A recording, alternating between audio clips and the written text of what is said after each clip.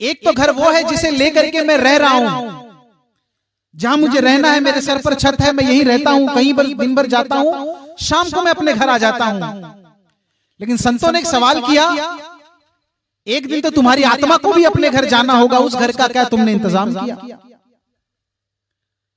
उस घर के लिए तुमने क्या किया? इस घर के लिए तो दुनिया में बहुत तुमने सारे सुख सुविधाएं जमा कर ली, अपने लिए घर बना लिया। साथ संगत जी प्रेम से कहना, आप सभी यहां इस जय सागर सोसाइटी में, साई सागर सोसाइटी में सत्संगत आप सभी एकत्रित हुए हैं, और इस माध्यम से कि हम आदरणीय चौरसिया जी का परिवार,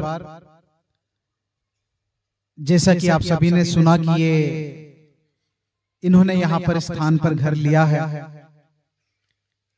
और यहां पर सत्संगत आने के बाद में इनका ध्यान हुआ कि ये इस तरह से सत्संग करें, महात्माओं को निमंत्रण दें, आमंत्रित करें, और आप सारे महात्माओं का आगमन आज यहां हुआ है।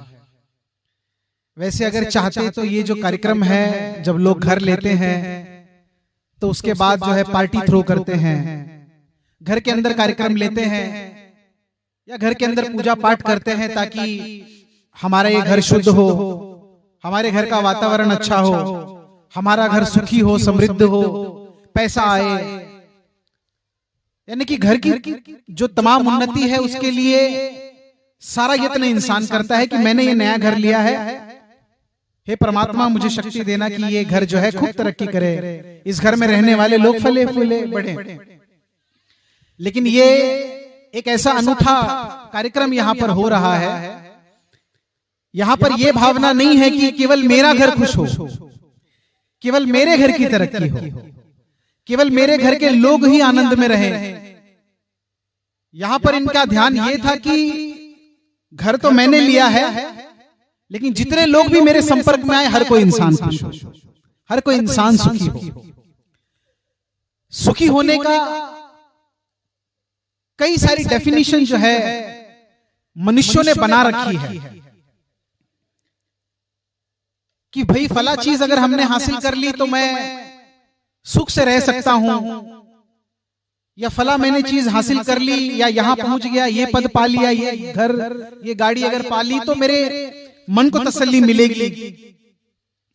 अलग अलग तरीके से अलग अलग मनुष्यों ने अपने अपने सुखी होने के डेफिनेशन बना रखे हैं। लेकिन साधुओं संतों महात्माओं ने इंसानों को जगाने का प्रयास किया, और जगाते हुए ये समझाया कि ये जो दुनिया की वस्तुएं हैं ये तुम्हारे शरीर को आराम जरूर देंगी, अच्छा लगेगा तुम्हें, लेकिन उन्होंने आगे एक प्रश्न चिन्ह खड़ा कर दिया कि कितने दिन तक। एक तो घर वो है जिसे लेकर के मैं रह रहा हूं, जहां मुझे रहना है, मेरे सर पर छत है, मैं यहीं रहता हूं, कहीं दिन भर जाता हूं, शाम को मैं अपने घर आ जाता हूं। लेकिन संतों ने एक सवाल किया, एक दिन तो तुम्हारी आत्मा को भी अपने घर जाना होगा, उस घर का क्या तुमने इंतजाम किया? उस घर के लिए तुमने क्या किया? इस घर के लिए तो दुनिया में बहुत तुमने सारे सुख सुविधाएं जमा कर ली, अपने लिए घर बना लिया, लेकिन उस घर का क्या जिसकी वजह से तुम्हारा ये शरीर चल रहा है, और एक दिन जब ये सांसें रुकेंगी तब भी तुम्हें एक घर में जाना है, उस घर का क्या पता है तुम्हारे? मनुष्य नहीं जानता उस घर का पता, उसे इस दुनिया में जितनी चीजें चल रही है ना उसका पता है, और उसीलिए सारी सुख सुविधा इस शरीर के लिए जमा करता चला जा रहा है। किसको अपना कहें, कोई इस काबिल नहीं मिलता, पत्थर बहुत मिलते हैं लेकिन दिल नहीं मिलता। मुसाफिर अपने मंजिल पर पहुंचकर चैन पाते हैं, वो मौजें सर पटकती हैं जिन्हें साहिल नहीं मिलता। जिस साहिल को समुद्र का किनारा नहीं मिलता ना, वो सिर्फ जिंदगी भर अपना सर पटकती हैं, क्योंकि उन्हें किनारा नहीं मिला। इंसान भी सारी जिंदगी अपना सर पटकता है कि इस दुनिया में मैं कुछ हासिल कर लूं, कुछ बना लूं, मैं किसी तरह से अपना नाम कमा लूं, शोहरत कमा लूं। लेकिन जो सबसे जरूरी सवाल था वो अपने आप से कभी नहीं करता। ये सवाल तो करता है कितने लाख का पैकेज हो गया, भाई बच्चों ने तरक्की की कि नहीं, बच्चों को नौकरी लगी कि नहीं, 2 व्हीलर से 4 व्हीलर हुआ कि नहीं, 4 व्हीलर से बेटर 4 व्हीलर हुआ कि नहीं, सारे सवाल आदमी करता है। एक बार एक सूफी संत के पास उनकी कुटिया में एक आदमी आया और आने के बाद में देखा तो घर में कुछ भी नहीं है, खाली एक दिया जल रहा है और चटाई बिछी हुई है। तो उन्होंने महात्मा से पूछा कि महात्मा, आपके घर का सोफा फर्नीचर कहाँ है? तो इस महात्मा ने पूछ लिया, भाई साहब आपका फर्नीचर कहाँ है? तो उस आदमी ने कहा कि महात्मा, मैं तो आपके घर का मेहमान हूं, मैं फर्नीचर साथ में लेके आके क्या करूंगा? तो उस महात्मा ने कहा कि मैं भी इस दुनिया में मेहमान ही हूं, मुझे उसकी ज्यादा फिक्र है कि मुझे जहां पर जाना है ना, उसकी चिंता मुझे कितनी है, वहां का फर्नीचर मेरा कितना तैयार है, वो पूछना ज्यादा जरूरी है। आदमी यही एक सवाल नहीं करता अपने आप से, क्योंकि जब तक सांसें चल रही है उसे लगता है कि सब कुछ ठीक है। इसीलिए इंसानों को जगाते हुए कहा कि इंसान जिंदगी तो ऐसी जीता है जैसे कभी मरेगा नहीं, और एक दिन ऐसे मर जाता है जैसे कभी जिया ही नहीं। तो उस मरने से पहले कम से कम ये सवाल तो पूछो कि मेरा मरने के लिए ही सिर्फ मैं पैदा हुआ हूं क्या? मेरी जिंदगी का कारण सिर्फ इतना है कि मैं आऊं इस दुनिया में, सांस लूं, कुछ कमाऊं, पैसे जोड़ूं, घर जोड़ूं, फ्लैट्स ले लूं, बंगले ले लूं और एक दिन यहां से चला जाऊं। जैसे मेरे जीवन का कोई मकसद ही नहीं था, बस केवल जमा करना, जोड़ते चले जाना, यही मेरा मकसद था। लेकिन साधु संतों ने क्या किया, इंसानों को इसी चीज की याद दिलाई कि बेटा इस दुनिया में बेशक रहकर सारे कारोबार करो, सब कुछ करो, जो तुम्हें करना है ना, जो तुम्हें करना है वो करो, पर यह तुम भूल ना जाना अंत समय कहां जाना। ये भूलना सबसे बड़ा। जैसे इंसान अपने काम पर जाता है, बहुत मन लगा करके काम करता है, और अगर उसे ये पता ना हो कि मुझे शाम को अपने घर जाना है और उस घर का पता ना हो ना, तो उसको बेचैनी हो जाती है। ये आत्मा भी ना ऐसे ही बेचैन है, इसको भी शांति कभी मिलने वाली नहीं है अगर इसे ये पता ना हो कि मुझे एक दिन अपने घर जाना है, लेकिन जाना कैसे।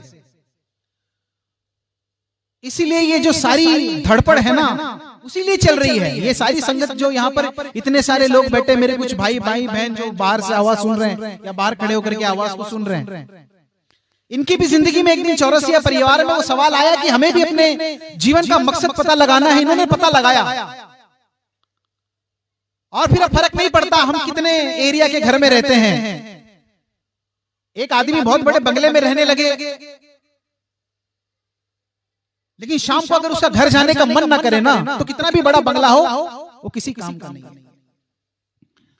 कितना भी 3 BHK 4 BHK फ्लैट भी अगर ले ले, लेकिन घर में अगर आने से पहले अगर वो ये सोचे भाई मेरा घर जाने का मन नहीं करता, बीवी किचकिच करती है, बच्चे सताते हैं, पिताजी से बात नहीं होती है, अगर इस तरह का माहौल अगर उस घर के अंदर है ना, तो कभी घर जाने का मन नहीं करेगा, सुविधाएं कितनी भी हो,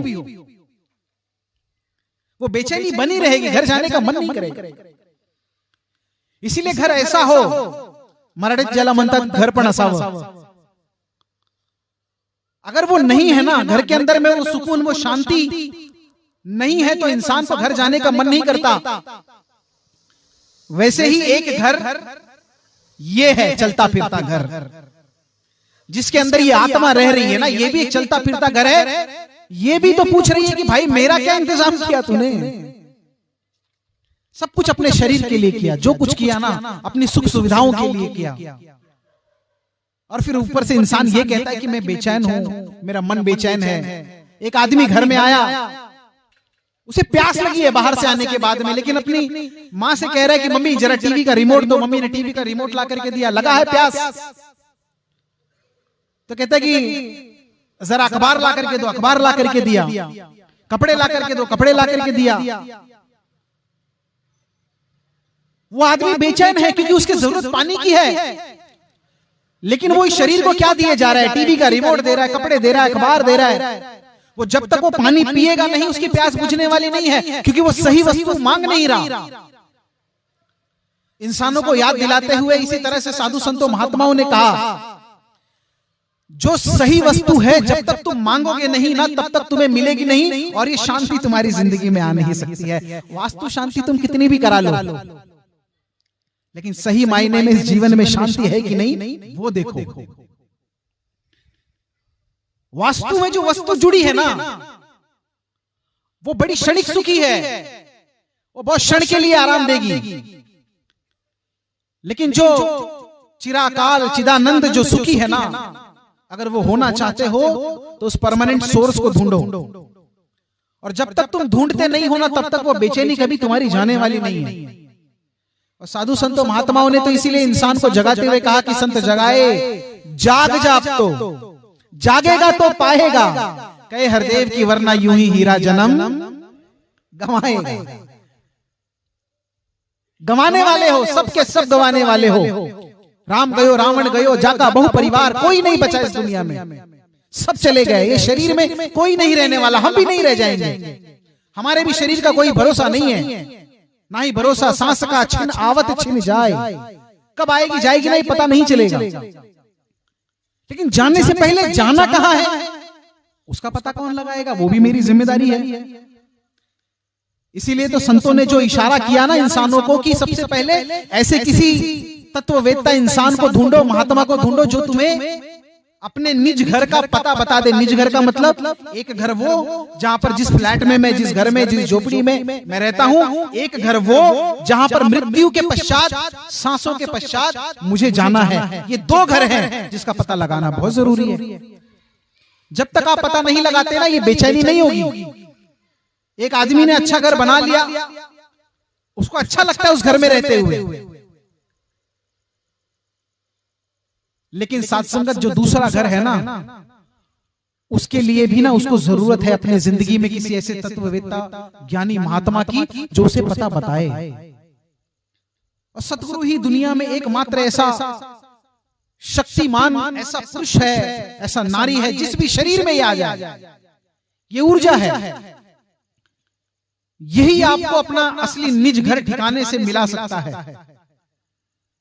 नहीं तो महात्माओं ने यहां पर जो बात कही ना कि दुनिया में सारे यत्न बेकार है, कुंभ की बात चल रही थी।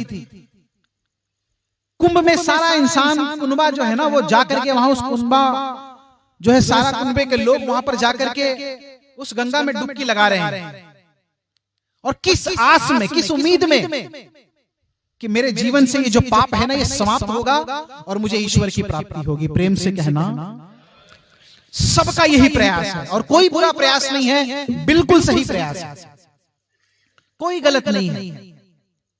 लेकिन उससे पहले हमें ये जानना होगा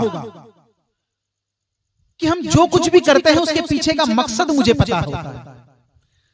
तो उसी काशी नगरी में जहां पर ये कुंभ का मेला चल रहा है, उसी के आसपास के इलाके में एक संत हुए जिन्हें संत कबीर जी कहते हैं। उन्होंने उसी काशी नगरी में गंगा के किनारे आकर के एक बात कही कि मैला ब्रह्मा, मैला इंदु, रवि मैला है, मैला चंदू। देखिए क्या कह रहे हैं वो, ध्यान से सुनिए। कहते कि ब्रह्मदेव जो है ना वो मैले हैं, इतनी बड़ी बात कही। इंद्रदेव है ना वो भी मैले हैं। अरे कैसे मैले हैं? कहा कि जो सूरज चांद सितारे दिख रहे हैं ना ये भी मैले हैं। लेकिन क्यों? मैला ब्रह्मा, मैला इंदु जो स्नान लगा रहे हैं ना, डुबकी लगा रहे हैं, पहले ये जानो तो सही कि पवित्र करना किस चीज को है। मैला ब्रह्मा, मैला इंदु, रवि मैला है, मैला चंदू। मैले ब्रह्मांड के ईश, सारे ईशों को ले लिया इसमें। मैले निस बासुर दिन 30, ये जितने महीने की तारीखें हैं ना वो भी मैले हैं। मैले जोगी जंगम जटा समेती, मैले काया हंस समेती। कहा कि ये जो अपने शरीरों पर वस्त्र धारण करके न जाने कितने पहरावे लेकर के जोगी जंगम जितने लोग हैं ना ये जटा धारण किए हुए, ये भी अपवित्र हैं। लेकिन हमने तो कई बार उस गंगा में स्नान किया, फिर अपवित्र कैसे हैं? तो आगे इसका जवाब लिखते हैं, कहे कबीर ते जन परवान, पावन तेज राम ही जान। जिसने राम को जाना नहीं है ना वो कितनी भी डुबकियां लगा ले वो अपवित्र है। पहले जानो तो सही कि मकसद क्या है वहां डुबकी लगाने का। और यही एक बात इंसान समझ नहीं रहा। उसकी जिंदगी में अगर परमात्मा आया नहीं ना, तो जैसे ये तमाम जितने लोगों को अपवित्र कहा ना, कहा कि एक इसका स्पर्श किए बिना तो दुनिया की सारी शक्तियां अपवित्र हैं, जिसके आगे समस्त विश्व के देवी देवता सब सर झुकाते हैं, वो एक निराला पर ब्रह्म ऐसा निराकार रूप है। शेष गणेश महेश दिनेश सुरेश जाहि निरंतर गावे, जाहि अनादि अनंत अखंड अछेद अभेद सुभेद बतावे। नारद से सुख व्यास रहे, पचिहारी तो पुनि पार न पावे। आखिर इससे कोई पार नहीं पा पाया। ये ऐसा विशाल ब्रह्म निराकार परमात्मा है ना, इससे कोई पार नहीं पा सकता। लेकिन अगर वो तुम्हें चाहिए ना, तो उसके लिए तुम्हें उस पूर्ण ब्रह्म की पूर्ण मुर्शिद की तलाश करनी पड़ेगी, जो तुम्हें अपने इस निज स्वरूप से मिलाए, जो अपने विराट स्वरूप से मिलाए, जिसके बारे में भगवान श्री कृष्ण जी समझा रहे हैं। अर्जुन, जो तू मुझे देख रहा है ना, ये मेरा शरीर है अर्जुन, मेरा असली रूप कुछ और है। मैं वो नहीं हूं जो दिखाई देता हूं शरीरों में। तो कहा कि भगवान मैं आपको फिर कैसे जान सकता हूं, आप तो मुझे दिख रहे हो आंखों से। कहा कि अर्जुन मेरा एक वो रूप है जो आंखों से दिखाई नहीं देता, जिसके लिए तुम्हें मेरे पास आकर के सवाल करना पड़ेगा। जब तक मैं उस बात का जवाब, मैं अपना ज्ञान खुद खोलता हूं, जब तक मैं नहीं बताता ना, तुम्हें पता नहीं चल सकता। कहा कि भगवान कैसे? तद विधि प्रणिपातेन परिप्रश्नेन सेवया, उसकी एक विधि है अर्जुन। और जब तक तुम उस विधि से आते नहीं हो ना, तब तक तुम्हें मेरी प्राप्ति हो नहीं सकती है। महाराष्ट्राच्या या धर्तीवर सत्संगाची खूप असे साधू संत महात्मा होऊन गेलेत, ज्यांनी या माणसाला जागे करण्याचा प्रयत्न केला। आणि जागा करताना सत्संगाची त्यांनी सरळ स्पष्ट शब्दांमध्ये लिहिलं, जयास वाटे देव पहावा तेने सत्संग धरावा, सत्संग विना देवादी देव पाविजेत नाही। ज्या जीवनामध्ये सत्संग नाही ना, त्याला देव सुद्धा भेटू शकत नाही। आणि सत्संग हा एक मात्र असा माध्यम आहे जो तुम्हाला ईश्वराची प्राप्ती करून देऊ शकतो।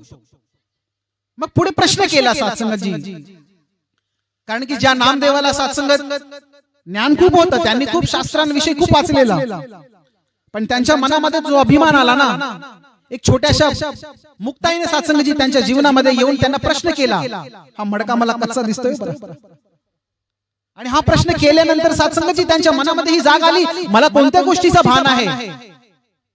ज्यापर्यंत संत श्रेष्ठ विशोबा खेचरजी सत्संगजी, जेव्हापर्यंत त्यांनी प्रत्येक पिंडीमध्ये त्यांना निराकाराचं दर्शन झालं नाही ना, तेव्हापर्यंत ते प्रश्न त्यांचा दूर झाला नाही। म्हणून जीवनामध्ये जेव्हापर्यंत तो तत्वज्ञानी महात्मा येत नाही, तुम्ही जेव्हापर्यंत तो प्रश्न विचारत नाही, तेव्हापर्यंत सत्संग जन्म मरणाच्या या फेऱ्यातून कधी सुटका होऊ शकत नाही। म्हणून जर तुमच्या जीवनामध्ये असा एखादा महात्मा आला, तर त्याला प्रश्न विचारा। आणि प्रश्न नेमका तो कोण? सद्गुरुस काय पुसावे हेही न कळे सोवावे, अनन्य भावे एक भावे दोन गोष्टी पुसाव्या। दोन गोष्टी त्या कोण? देव कोण, आपण कोण, या गोष्टीचे विवरण वेळेची करावे। जर तुम्हाला असा सद्गुरू भेटला ना, तर त्यांना प्रश्न विचारा, माझ्या जीवनाचं प्रयोजन काय? फक्त मी जगण्यासाठी आलोय, मी जाणार कुठे, हा प्रश्न जर तू नाही विचारला ना, तो तुझा हा जन्म वाया जाणार है मित्रा। और यही एक सवाल तो किया सत्संगत, साधु संतों महात्माओं ने यही जगाया, ये सवाल करो, और सवाल करने के बाद ही तुम्हारे जीवन का ये सारा प्रश्न है ना, ये हल हो सकता है। वरना जो परमात्मा हर एक कण कण में है, जर्रे जर्रे में है, वो मैं नहीं देख पा रहा, ये कैसे संभव है? मैं कैसे नहीं समझ पा रहा? जिसके बारे में स्पष्ट लिखा गया है, ये देखा जा सकता है, ये केवल धर्म ग्रंथ शास्त्रों तक सीमित रखने के लिए नहीं है। इतनी सारी बातें हुई जिसको ढूंढने के लिए न जाने कितने कितने किलोमीटर लोग दूर जा रहे हैं, न जाने कितने कितने यत्न प्रयत्न कर रहे हैं, जिसके बारे में साधारण कह दिया, मोको कहां ढूंढे बंदे मैं तो तेरे। नामे मंदिर नामे मस्जिद ना काबा के लाश में, मोको कहां ढूंढे बंदे मैं तो तेरे।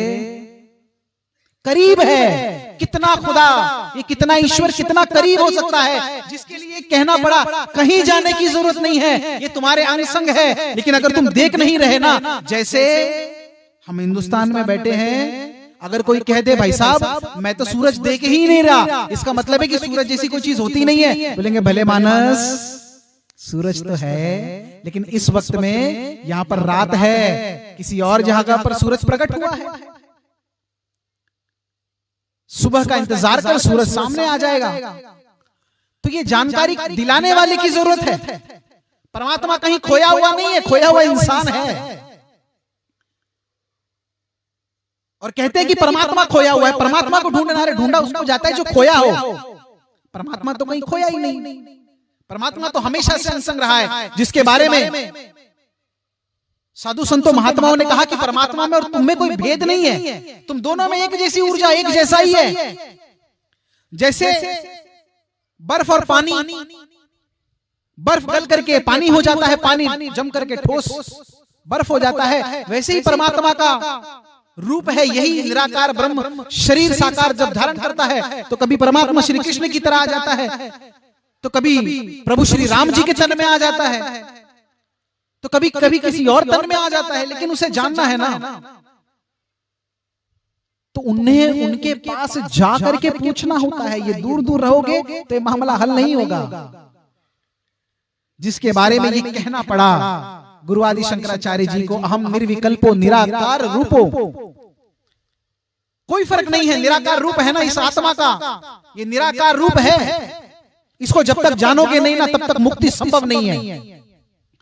अहम निर्विकल्पो निराकार रूपो विभूत्वाच सर्वत्र सर्वेंद्रियाणाम सदा में समत्व न मुक्तिर न मेय चिदानंद रूप शिवोहम। शिवोहम शिव रूप है सब, ये आत्म रूप है, ये निराकार रूप है। लेकिन तूने इसे भले मानस जाना ही नहीं, जिसके बारे में चीख चीख करके सारे ग्रंथ वेद पुराण कह रहे हैं। अखंड मंडलाकारम व्याप्त येनम चराचरम तत्पदम दर्शितम येनम तस्मै श्री गुरुवे नमः। गुरु जिंदगी में आकर के हमें ये परब्रह्म से साक्षात्कार करवा देता है, ये देखा जा सकता है। लेकिन उस गुरु की तलाश तो करो जो तुम्हें इस तक पहुंचाए। अगर नहीं गए ना, तो फिर वो जन्म मरण से ना कभी कभी छुट्टी मिलने वाली नहीं है। फिर ये जैसे इंसान किराए के घर में रहता है ना, जिंदगी एक किराए का घर है, एक ना एक दिन बदलना पड़ेगा। बदलना पड़ेगा ना, जैसे घर बदलता है। किसी इंसान का अगर परमानेंट घर ना हो ना, जैसे चौरसिया जी ने खरीद लिया, अब वो दावे से कह सकते भाई साहब मैं तो यही रहूंगा, मैं यही रहने वाला हूं। ऐसे इंसान का जो घर है ना, ये शरीर, ये किराए का घर है। ये न जाने कितने जन्मों से क्या क्या शरीर धारण करता चला आया है। कभी कुत्ता, गधा, घोड़ा, बिल्ली, न जाने क्या क्या बनता, अनेकों शरीर धारण करके रखे यहां तक पहुंचा। इसे ये मनुष्य का शरीर मिला है। और यही मौका है इंसान को जानने का कि ग्रंथ धर्मों शास्त्रों को जैसे वो पढ़ सकता है ना, तो पढ़ते पढ़ते सवाल कर सकता है, वैसे ही सवाल करने का हक है इसे कि मुझे ये जीवन मिला क्यों है। यही तो मौका है गोविंद मिलन की ये तेरी बरिया। यही तो मौका है परमात्मा से मिलने का, यही एक मौका है। मनुष्य का शरीर, इससे भागिए मत। इस सवाल से अगर भागेंगे तो फिर परमात्मा का कोई दोष नहीं है। परमात्मा तो हर एक युग में आकर के आवाज देता रहा है, इंसानों को जगाता रहा है कि भाई साहब हर एक युग में कोई ऐसा युग नहीं गया जहां पर इसमें शरीर धारण करके इंसानों को बताया नहीं, जगाया नहीं। जिस तरह से हमारे धर्म ग्रंथ शास्त्रों में समझाया, बाकी के भी हर एक धर्म ग्रंथ शास्त्रों में ठीक समझाया। The moment I have realized that God resides in the every human body, that moment my all thoughts get vanished. सारे शंकाएं समाप्त हो गई। जिस क्षण में मुझे पता चला ना, स्वामी विवेकानंद जी पूछ रहे थे रामकृष्ण परमहंस जी से, तो उन्होंने कहा अरे ये परमात्मा तो हर एक मनुष्य में निवास कर रहा है, मुझे तो पता ही नहीं था। All the bondages has been finished, vanished. ये सारी शंकाएं समाप्त हो गई। आगे जाकर के देखते हैं अल बकरा सूरह के अंदर में सल्लल्लाहु अलैहि वसल्लम मोहम्मद पैगंबर साहब समझा रहे सेम चीज,